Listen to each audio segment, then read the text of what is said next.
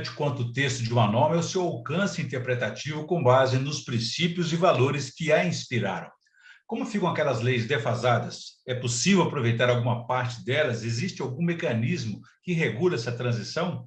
Esses são os principais temas de hoje do Conexão AMMP, um programa da Associação Mineira do Ministério Público destinado a divulgar e valorizar o pensamento e ação dos associados. E para falar sobre o assunto, nós vamos conversar com o promotor de justiça da comarca de Belo Horizonte, Leonardo Barreto Moreira Alves, que é especialista em direito civil e mestre em direito privado e também é professor de direito processual penal da Fundação Escola Superior do Ministério Público de Minas Gerais e dos cursos CP Iuris e Verbo Jurídico. É também membro do Conselho Editorial do Ministério Público de Minas Gerais e do Conselho Editorial da Revista de Doutrina e Jurisprudência do Tribunal de Justiça do Distrito Federal e dos Territórios. E autor de vários livros, entre eles o Manual de Processo Civil, que foi lançado em junho passado. Doutor Leonardo, obrigado por aceitar o nosso convite, é um prazer recebê-lo aqui. Orion, muito obrigado pelo convite, satisfação enorme aqui conversarmos, né, sobre temas tão importantes, tão atuais, relativos ao Ministério Público, ao direito. Eu queria agradecer pelo convite da associação e estar falando contigo aqui é motivo de muita alegria para mim, porque já sou um fã do seu trabalho, um admirador como grande jornalista que já há um bom tempo. Então, tenho certeza aí que o nosso papo vai ser de altíssimo nível e espero corresponder aí, esta altura, né, da qualidade aí do entrevistador. Estou à disposição. Obrigado, nós é que agradecemos. E a você que nos acompanha, inscreva-se, por favor, no canal da AMMP no YouTube e envie suas sugestões e comentários que serão muito bem-vindos. Doutor Leonardo, o senhor abriu o seu livro, aí, Manual de Processo Penal, focando os princípios e suas funções e como eles se irradiam pelas normas. Está no texto normativo e no seu alcance interpretativo também? Bom, verdade. Nós temos aqui na nossa área, nós temos uma lei de referência, que é o Código de Processo Penal, né, o CPP, que é uma lei muito antiga, é uma lei da década de 40, é uma lei que foi criada no país numa época de ditadura, né? Não era ainda a ditadura militar, era a era Vargas, né? Então, é um modelo de lei nitidamente inquisitivo, ditatorial. A inspiração maior do nosso CPP foi o Código da Itália, o Código Mussolini, né, que existia à época. Então, muita coisa mudou, né, de 88 para cá. A Constituição reconheceu o Estado democrático de direito, uma abertura democrática no país.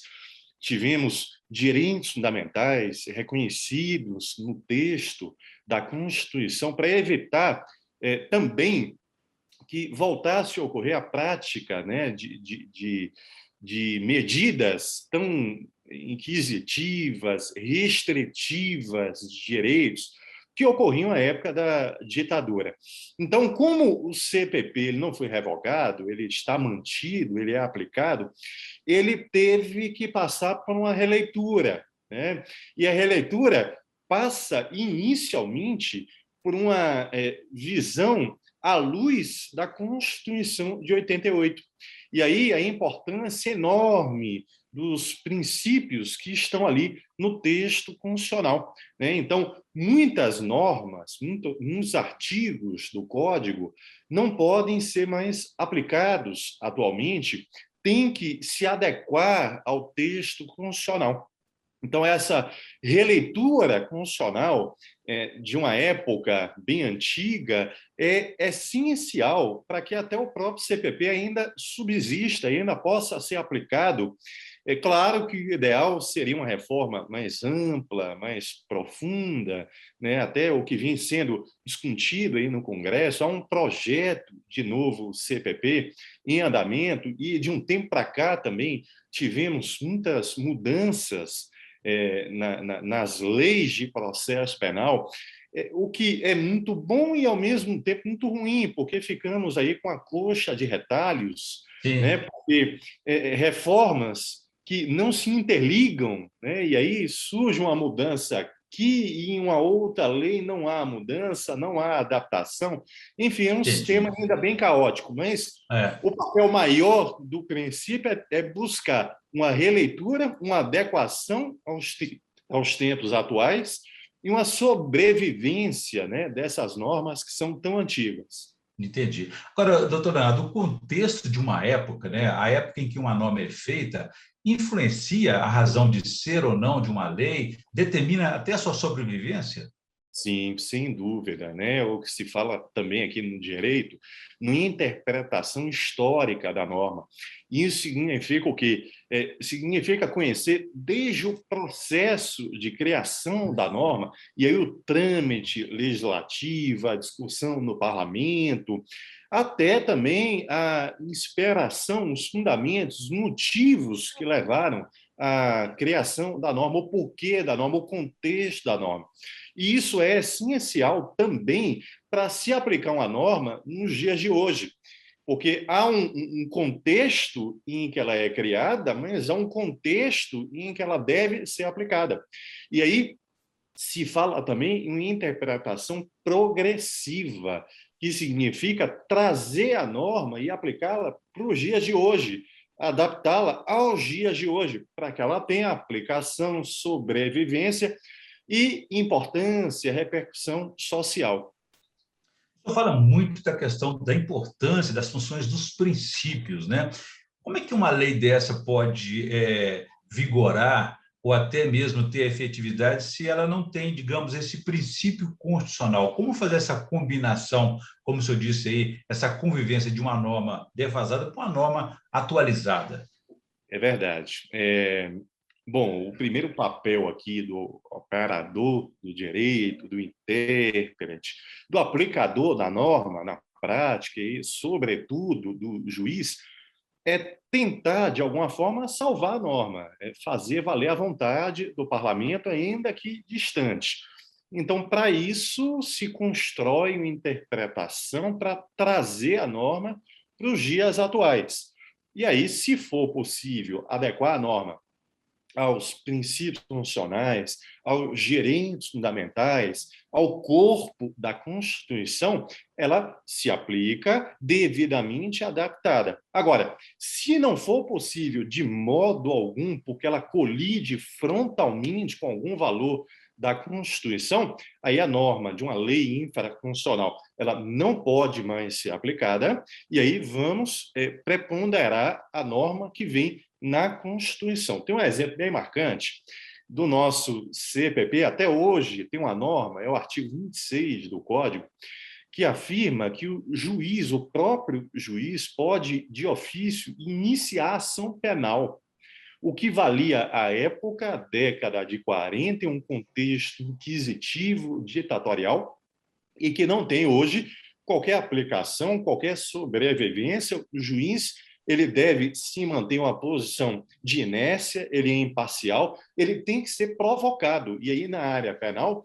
sobretudo pelo Ministério Público, que é o protagonista aqui da ação penal. Então, essa norma, o artigo 26 do Código, não sobrevive mais, não se permite mais que o juiz venha iniciar a ação de ofício, porque isso contamina a sua imparcialidade. Ele inicia a ação e ele próprio vai jogar a ação, é meio que ele bater o escanteio, né? Correr para a área, cabecear e fazer o gol.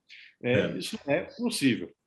Nesse caso, então, é assim, em alguns casos, pelo menos, é preciso encontrar, então, esse ponto de equilíbrio, né, entre uma norma que estaria desatualizada e atual. É o que o senhor chamou aí no livro de processo penal justo?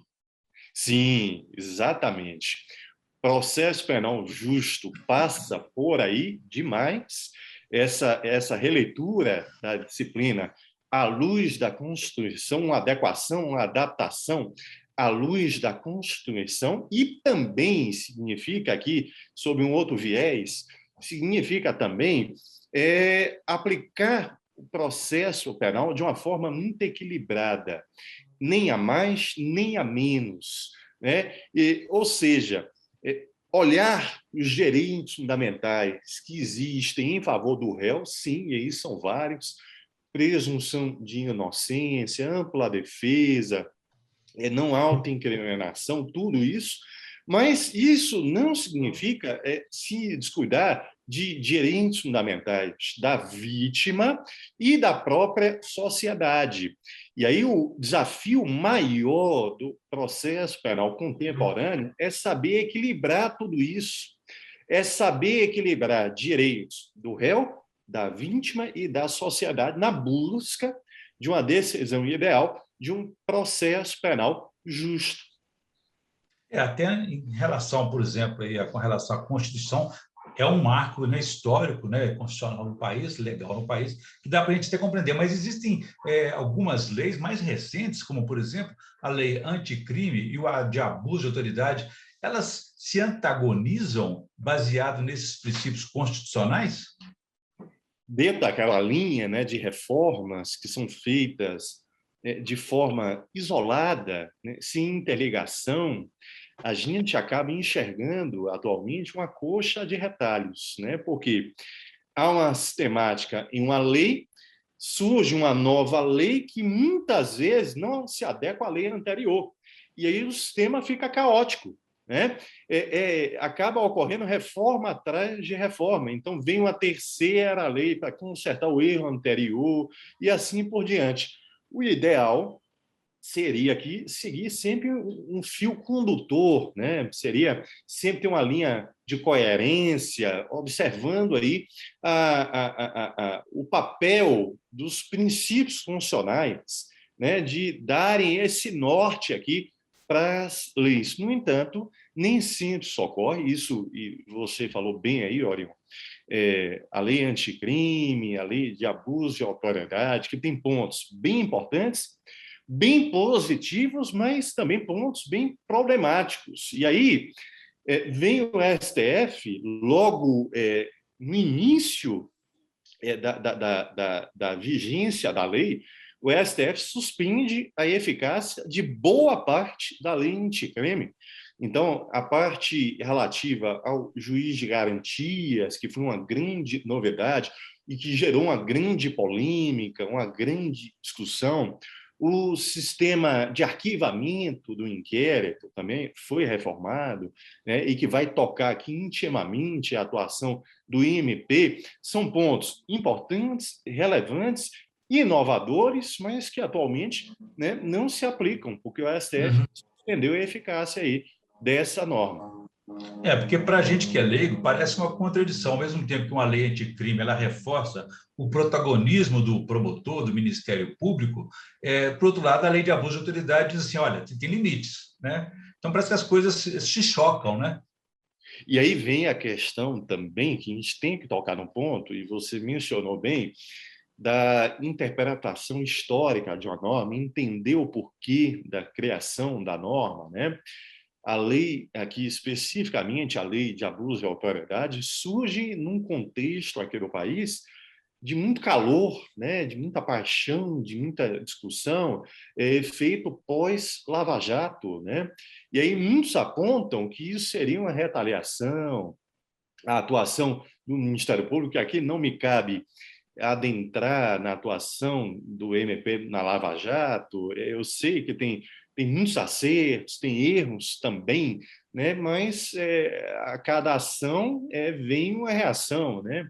Então, o parlamento reage, e aí muitos enxergam a lei como uma forma de inibir, de certa forma, até intimidar a atuação do Ministério Público. Muitos falam que há aqui uma mordaça, né, com essa lei.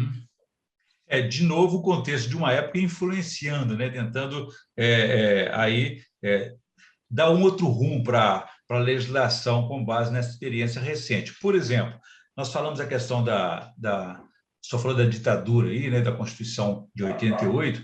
A Lei de Segurança Nacional, por exemplo, acho que é um bom exemplo disso aí. Ela foi substituída por outra que tipifica os crimes contra o Estado de Direito. Agora, qual que é o órgão competente para julgar esses crimes contra o Estado de Direito? Perfeito. Excelente pergunta.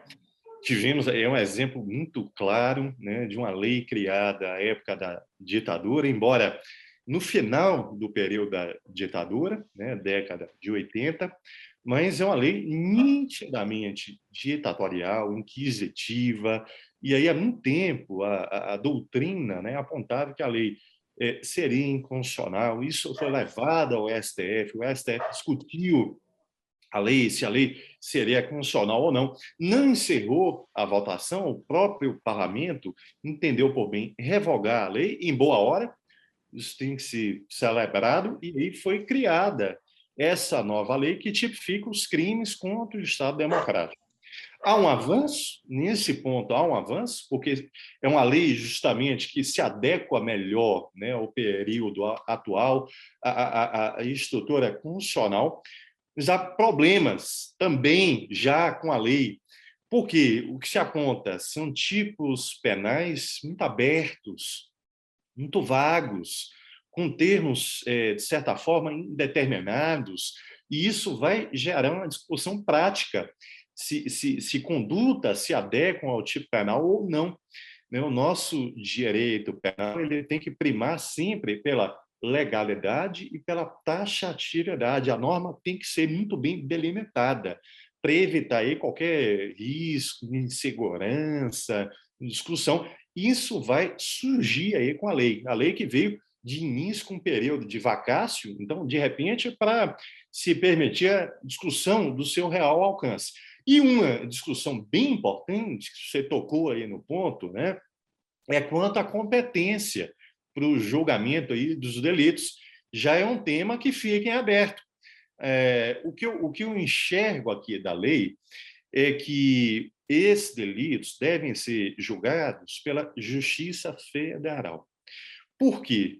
Porque justamente a Constituição, lá no artigo 109, inciso 4, ela vai afirmar que os juízes federais devem julgar os chamados crimes políticos.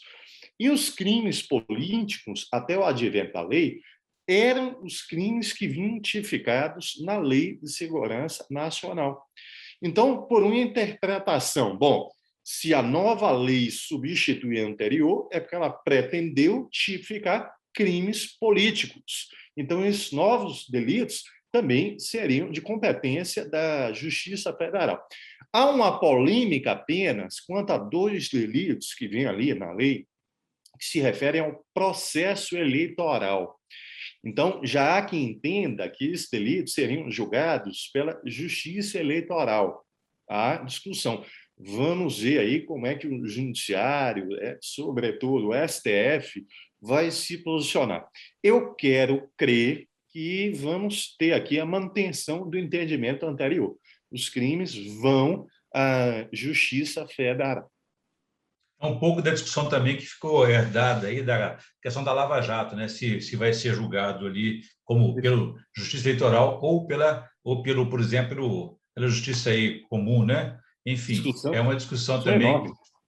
que vai nesse princípio aí constitucional, pelo menos está adequado, né? Uma Perfeito. outra polêmica que eu vi até o senhor comentar também a respeito nos últimos dias aí é esse reconhecimento de fato para a condenação de réu, se é suficiente ou é limitado.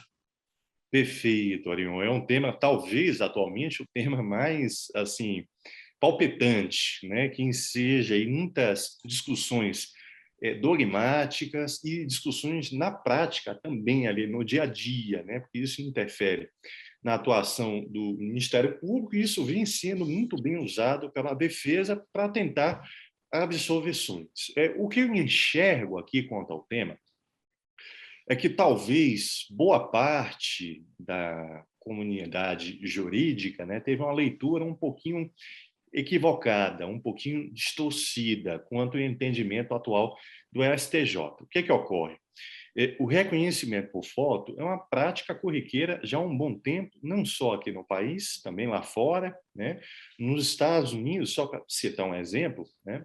Nós temos verdadeiros álbuns, né? A polícia tem álbuns de fotografias, né, catalogadas para que a pessoa consulte o álbum, né, e aponte, olha, foi isso, foi aquele, e isso facilita a atuação da polícia. Aqui não temos a prática. Há um bom tempo já tínhamos a prática do reconhecimento por foto, que também tinha a ver, né, com o retrato falado, descrição, e a polícia tentava delimitar o perfil da pessoa para ir em busca da pessoa, né? Isso era plenamente aceito. Por si só, isso permitia a condenação do réu. O que ocorreu em 2021? Isso bem no início do ano, né? O STJ passou a entender de uma forma um pouquinho diferente. Para não me alongar tanto, existe um artigo no CPP, que é o artigo 226. É um artigo que vai traçar toda a sistemática do reconhecimento de pessoa. Em resumo aqui, como é que ocorre? E é bem visão de filme, de série, novela, né? Uma pessoa fica atrás, né, de um vidro ali, né? E pessoas são colocadas ali para que ela veja esses indivíduos. Não veem essa pessoa, né? E ela vai reconhecer ali quem seria o autor do delito. Só que antes disso ocorrer, ela tem que primeiro escrever quem que é a pessoa que cometeu o delito, né? Para que somente depois disso a polícia coloque em sua frente pessoas que se adequem ao perfil, né? E por que o procedimento é feito? Para evitar uma indução, para evitar que o reconhecimento tenha sido, né, induzido, né? Não tenha sido voluntário, né? Isso só o que ocorre, o problema maior é que esse artigo aí era lido até então como um artigo de observância facultativa. A polícia poderia seguir o procedimento ou não, ou seja, o reconhecimento por foto poderia substituir tudo aquilo. O STJ passa a entender que o procedimento da lei agora é obrigatório, tem que ser cumprido, temos que ir até o fim. Ou seja, o reconhecimento por foto não encerra o meio de prova por si.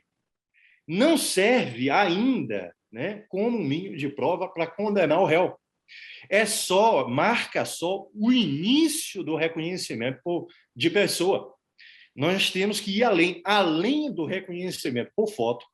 A polícia tem que colocar indivíduos à frente da pessoa para que ela venha identificar. E esse é o problema, né? Porque até então o reconhecimento por foto era meio de prova. Agora é o início do meio de prova. Nós temos que ir além, nós temos que concluir. Até Não sei mesmo se ficou claro. até mesmo para uma prisão preventiva, né?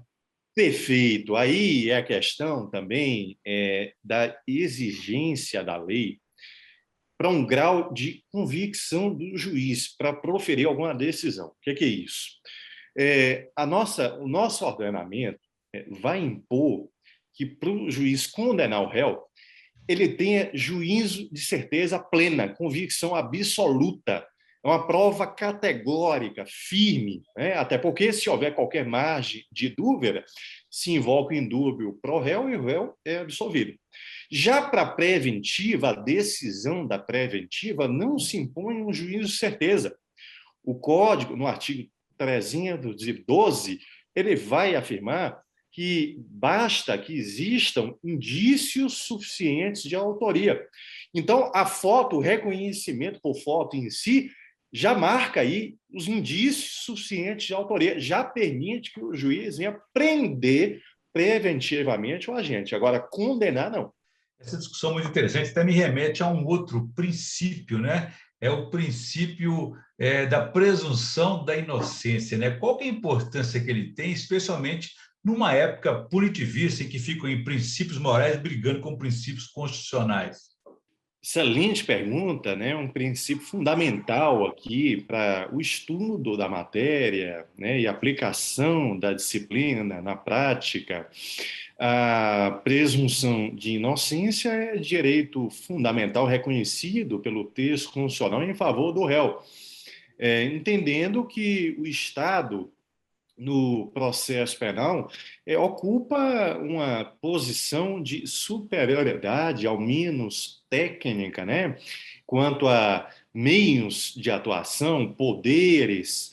Então, daí porque, para tentar equilibrar essa relação, para reconhecer uma igualdade material, uma igualdade de fato, é que a Constituição reconhece que, se houver, ao final, qualquer dúvida, a dúvida tem que ser julgada em favor do réu, né? Para evitar justamente que haja um processo penal inquisitivo, ditatorial, de colheita da prova a qualquer preço, a qualquer custo, em detrimento aí da esfera íntima do réu.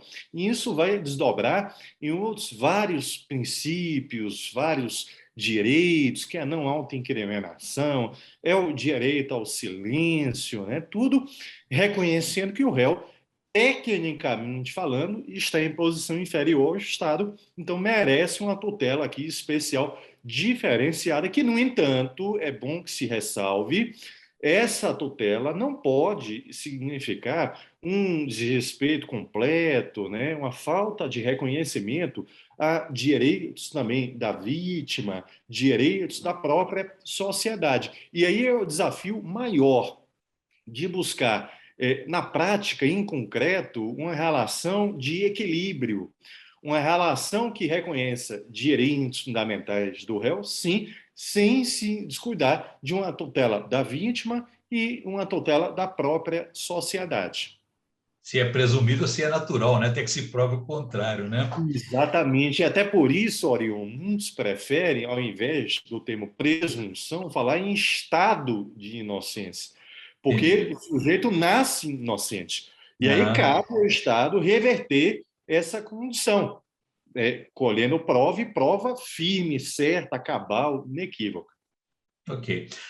Doutor Nara, o senhor tem mestrado em Direito, leciona sobre o processo penal. De onde que vem essa afinidade com o Ministério Público e com o magistério, com esse estudo continuado? Bom, quanto ao MP, vamos aí voltar bem um pouquinho aí no tempo. A minha época de graduação, eu me formei pela Federal da Bahia, eu sou baiano, de Salvador, né?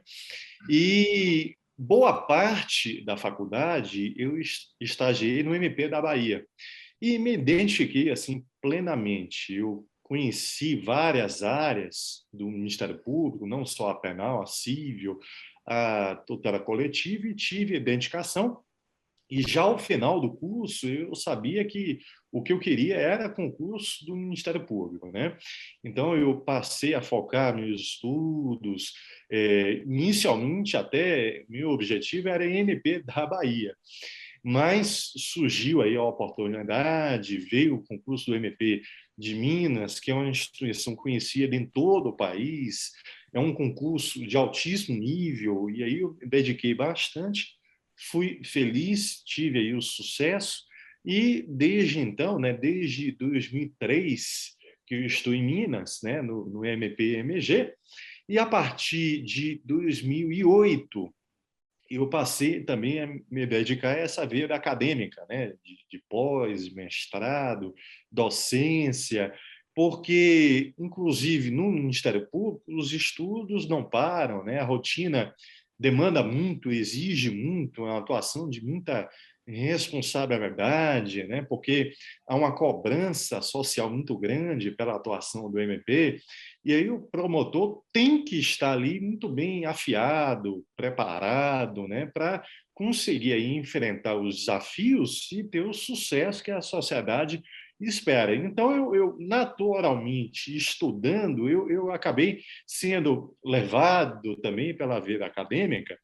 Aí, primeiro foi uma pós, e aí aquela bola de neve, você vai para o mestrado, e aí surge um convite para lecionar, e aí vai, leciona aqui e ali, e aí pedido de publicação de livro para alunos, e aí chegamos aonde chegamos aí no momento.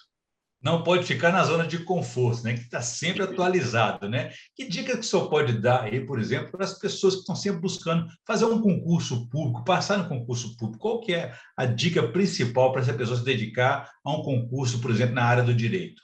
Principal, e aí eu vou também me valer da minha experiência, pelo que eu relatei aqui, a principal é ter o foco.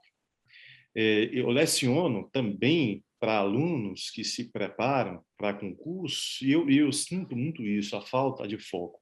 Eu até entendo que a pessoa, obviamente, tem um desejo de ter uma profissão, um emprego, um salário, uma renda, e aí, né, realizar sonhos, sonhos pessoais, de família, e fica aquela ansiedade natural, né, de ter logo um emprego, de entrar em exercício, mas de repente o aluno tem que segurar um pouco esse ímpeto, claro, se for possível, né?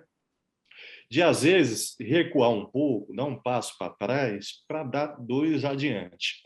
Não adianta querer atirar para tudo que é lado, fazer tudo que é concurso, o que vier pela frente, a pessoa encara, porque isso desvirtua o estudo, isso gera uma perda de foco. E isso, com o tempo, vai gerar uma frustração, porque ninguém consegue dar conta, né, do estudo para qualquer concurso. Então, naturalmente, aí vem o que? Reprovação, aí a autoconfiança cai, é gasto também de investimento, dinheiro, de tempo, né? E aí a pessoa acaba se perdendo um pouco. A minha dica principal é foco, é saber, assim, primeiro, em que área quer atuar, que faz toda a diferença, é área estadual, é área federal, né? É ali Ministério Público, Defensoria Pública, que tem assim atuações mais ou menos semelhantes. Não adianta querer estudar para Ministério Público, Defensoria Pública e Procuradoria do Estado, carreira trabalhista, carreira tributária, a pessoa se perde. E ter foco também na escolha de um bom material, não adianta ficar estudando tudo, lendo tudo, achar que para passar tem que ler 10 livros de cada matéria. Não, é focar e escolher um bom material, uma boa bibliografia e confiar e ir até o fim. Vou falar então num livro, numa referência aí, voltando ao livro do senhor, o manual aí de processo penal. Como é que fica o papel do Ministério Público no processo penal? É sempre de protagonista? Tem que ser em prol do país, né? Assim, às vezes falar uma defesa do Ministério Público pode soar como algo assim corporativista, uma defesa da instituição, mas não só. Um Ministério Público forte, sobretudo na área penal, é algo benéfico a todo o país. Porque quanto mais forte a instituição menos se demanda da atuação do judiciário. E aí o juiz fica em uma posição, de fato, de mero jogador. É uma posição de inércia, uma posição de ser provocado para julgar. Se o Ministério Público tem um papel secundário, uma atuação precária, naturalmente o juiz acaba se sentindo estimulado para atuar mais, para ocupar uma posição que não é a sua. Então, o que se quer com um Ministério Público forte, além de uma atuação investigativa, combativa, acusatória, é também promover uma decisão justa, ideal e equilibrada, né? Uma decisão que parta de um juiz efetivamente imparcial. É o que se fala, o que no fundo, um sistema acusatório quer é que haja, ao final, uma decisão equitativa, imparcial, justa e equilibrada. O sistema acusatório deve buscar separar funções, cada um na sua. O Ministério Público acusando, o réu se defendendo e o juiz julgando. O juiz não tem que tomar frente das partes, sobretudo da acusação. O juiz não tem que se envolver em colheita de prova, o juiz não tem que ser protagonista. É esse o papel que compete ao Ministério Público, e aí leva à prova o juiz, leva à acusação o juiz, que vai se sentir aqui pronto para julgar de uma forma ideal. Muito bem. Para a gente encerrar, doutor Leonardo, que indicação de leitura o senhor faz para a nossa audiência, por favor, além das suas próprias obras, né? Eu vou, assim, claro, vou recomendar a leitura do nosso manual, que está aqui, se me permite, que é uma obra que eu, né, me dediquei muito para passar uma visão aqui do processo penal um pouquinho diferente daquela que se tem no mercado, uma visão assim muito tradicional, uma visão de um garantismo um pouquinho distorcido, porque falar em garantismo não significa falar só e só do réu. É falar do réu, sim, com certeza, mas também da vítima, da sociedade, da segurança pública. E aqui não é uma visão, longe disso, inquisitiva, ditatorial, de atropelar o réu, não. É uma visão que busca nada mais, nada menos do que o equilíbrio. Então, eu busquei aqui conferir a obra uma leitura bem ampla, né, da disciplina.